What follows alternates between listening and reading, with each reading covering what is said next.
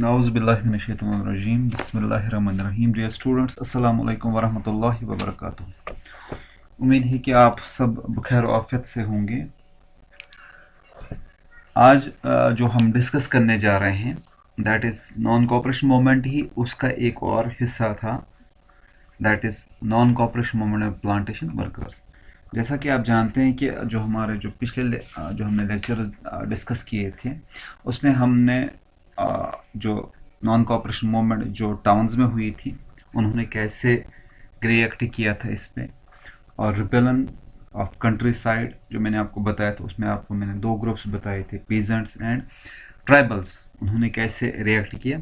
अब आज हम मैंने आपको पहले ही बताया था, जब हमने स्टार्ट किया था नॉन कोऑपरेशन उसमें मैंने बताया था कि ऑल जो जितने भी लोग थे उन्होंने बिल्कुल रिस्पॉन्ड किया, but the term mean different for different people, उनके लिए अलग अलग मकसद हुआ करता था।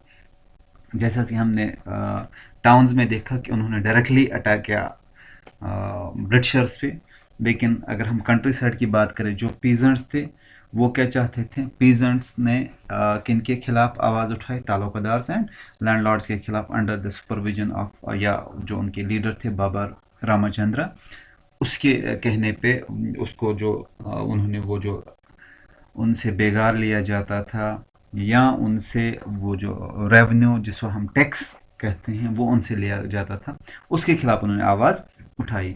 और अगर हम बात करेंगे किन की, ट्राइबल्स की हम बात करेंगे तो उनका जो लीडर था, जैसा कि आपको मैंने बताया था प्रीवियस लेक्चर में, उनका जो लीडर था अलूरी सीतारमन उनका लीडर था, तो सीतारमन राजू उसका नाम था। तो उसके अंडर उन्होंने वो प्रोटेस्ट की। एक्चुअली उनका वो जो मसला था उनको जंगल में जाना प्रोहिबिट किया गया था।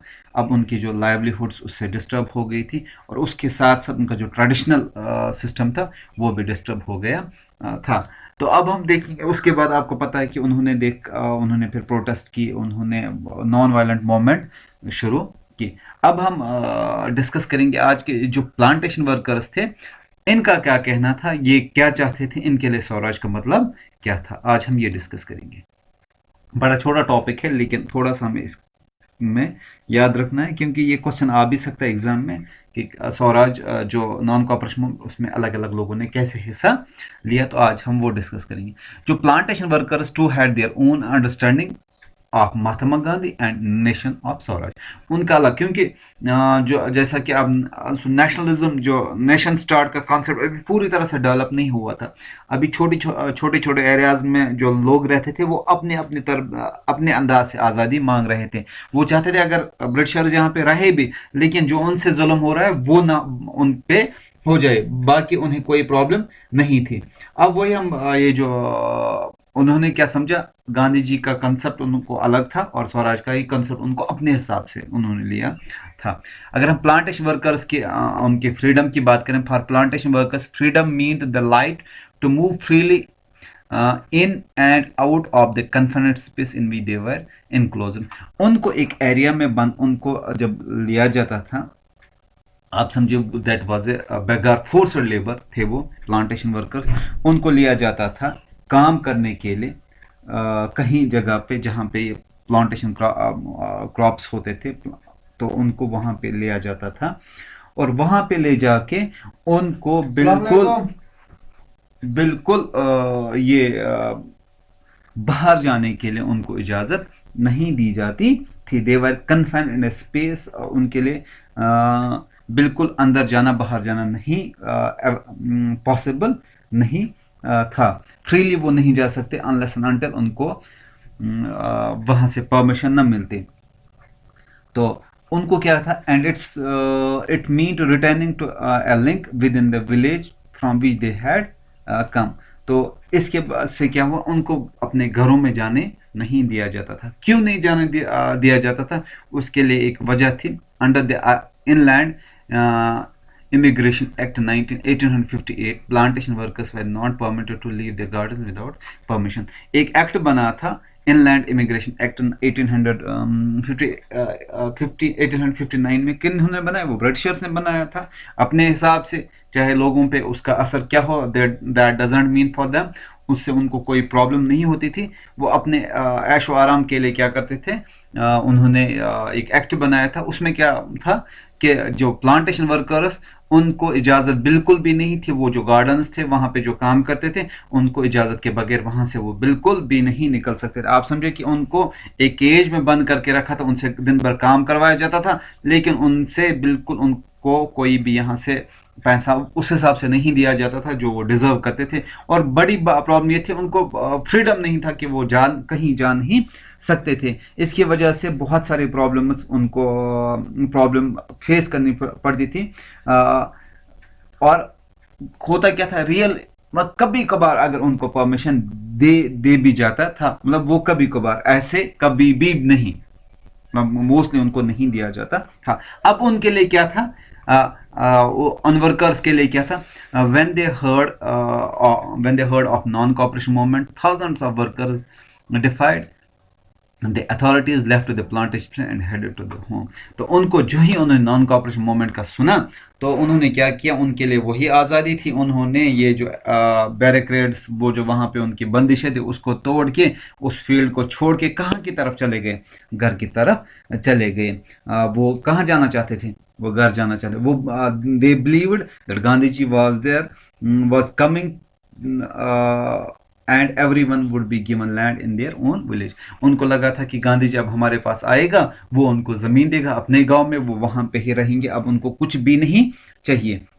मगर हुआ क्या, वो घर नहीं पहुंचे, they never reach there destination.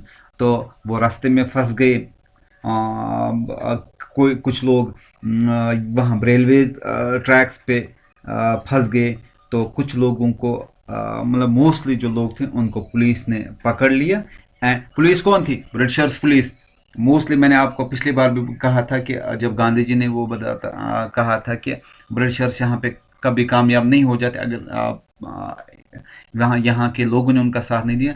वही वजह यही थी कि जो वहाँ की जो लोकल पुलिस जो थी, वो कहाँ कहाँ की थी, देवर इंडियंस। और वही इंडियंस ब्रिटिशर्स के कहने पे अपने ही इंडियंस पे जुल्म करते थे।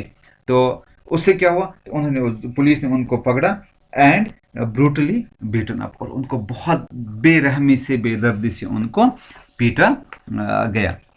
अब देखा कि ये प्लांटेशन वर्कर्स, उनका क्या कहना था, उनके लिए क्या आज़ादी का मतलब क्या था, उनको वहाँ से आज़ाद किया जाए, उनको बाकी कुछ भी नहीं था, उनको वहाँ से अलग वहाँ से निकलना था, किसी भी हाल में उनको वहाँ से निकलना था। अब क्या हुआ, ये जो अभी लोगों में पूरा वो नेशन फीलिंग अभी नहीं आया था, but when the tribalists chanted the slogan स्वतंत्र Bharat, they were also emotionally related to the all Indian agitation।